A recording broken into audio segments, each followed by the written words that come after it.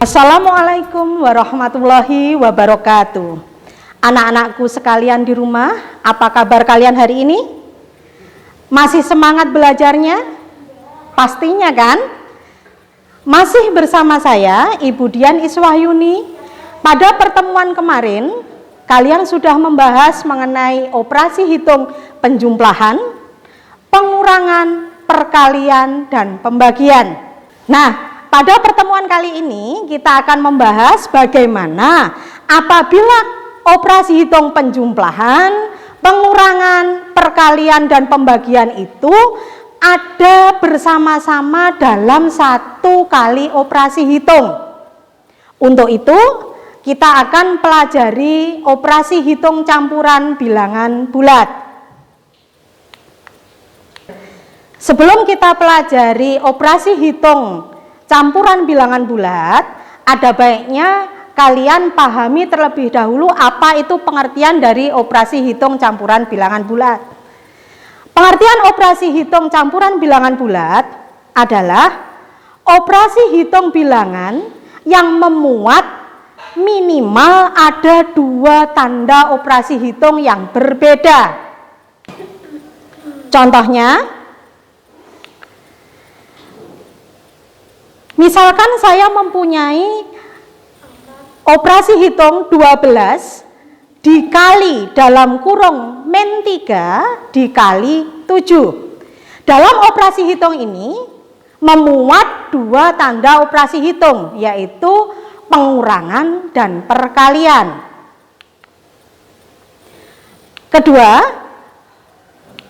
misalkan kita punya min 15 ditambah dalam kurung min 18 dibagi 2 dikurang 24 memuat tanda operasi hitung 3, yaitu penjumlahan, pengurangan, dan pembagian.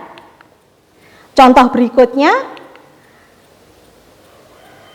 4 ditambah 32 ditambah min 7 kali 5 dikurang dalam kurung min 9 dikali dalam kurung min 16 dikurang 25. Pada operasi ini memuat 3 operasi hitung, yaitu penjumlahan, pengurangan, dan perkalian. Nah, bagaimana untuk menyelesaikan operasi hitung yang demikian? Nah, untuk melakukan operasi hitung campuran, mungkin kalian pernah mendengar istilah bahasa Jawa, yaitu pipolondo. Pipolondo itu berasal dari singkatan. Yang pertama adalah pi. Pi itu singkatan dari peng, istilah bahasa Jawa yang artinya adalah kali. Kemudian po, singkatan dari poro, yang dalam bahasa Indonesia berarti bagi atau pembagian. Berikutnya lan. Lan itu dalam bahasa Jawa adalah tambah atau penjumlahan dalam bahasa Indonesia. Yang terakhir adalah do, itu singkatan dari sudo atau kurang atau pengurangan. Nah, maksudnya apa? Maksudnya untuk menyelesaikan operasi hitung campuran, maka operasi yang didahulukan adalah operasi kali atau peng, kemudian bagi atau po, kemudian penjumlahan atau lan, dan terakhir adalah pengurangan atau do. Nah, agar kalian paham bagaimana penggunaan aturan pipolondo, perhatikan contoh berikut. Di sini saya sajikan ada operasi hitung 14 ditambah 6 dikali 5 dikurang 6 dibagi 3 ditambah 6 dikurang 5 sama dengan titik-titik. Perhatikan, operasi hitung yang Ibu sajikan ini memuat operasi hitung penjumlahan, perkalian, pengurangan, dan pembagian secara bersama-sama. Dengan aturan pipolondo, maka kalian harus cari terlebih dahulu aturan perkalian atau peng. Nah, di sini ada operasi perkalian 6 kali 5. 6 kali 5 ini kalian melakukan operasi terlebih dahulu menghasilkan nilai 30. Sehingga operasi hitung berubah menjadi 14 ditambah 30 dikurang 6 dibagi 3 ditambah 6 dikurang 5 sama dengan titik-titik. Langkah berikutnya setelah ping adalah poro atau pembagian. Nah, di sini ada operasi pembagian 6 dibagi 3. Hasilnya adalah 2. Sehingga operasi hitung berubah lagi menjadi 14 ditambah 30 dikurang 2 ditambah 6 dikurang 5. Setelah aturan pembagian, aturan berikutnya adalah aturan penjumlahan atau LAN. Nah, di sini ada penjumlahan 14 ditambah 30.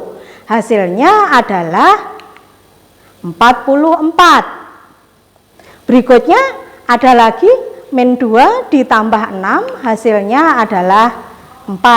Sehingga berubah menjadi 48 dikurang 5 dan hasil akhirnya adalah 43. Nah, apa yang sudah saya jelaskan paham semuanya anak-anak? Saya yakin kalian semuanya sudah paham. Anak-anakku sekalian, ternyata aturan Pipolondo itu ada beberapa kelemahan. Aturan Pipolondo ini harus dicermati, ada pengecualinya. Pengecualinya ini apabila ada operasi penyerta lainnya seperti ada tanda kurung atau perkalian dan pembagian letaknya berurutan.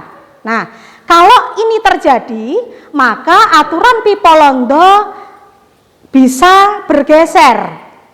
Aturan yang kalian gunakan yang pertama adalah untuk menyelesaikan operasi hitung, maka yang ada tanda kurung, apabila ada tanda kurung, maka kerjakan terlebih dahulu operasi yang ada dalam tanda kurung. Kemudian yang kedua, apabila kalian menemui perkalian dan pembagian yang letaknya berurutan, maka kerjakan dahulu yang lebih awal operasinya. Karena pembagian dan perkalian yang berurutan itu letaknya adalah setara. Begitu juga apabila kalian menemui penjumlahan dan pengurangan yang berurutan, maka kalian juga harus mengerjakan terlebih dahulu yang lebih awal operasinya. Jadi kalian bisa menggabungkan aturan Pipolondo dengan pengecuali 3 yang ada di bawah ini. Agar lebih paham, perhatikan contoh berikut ini.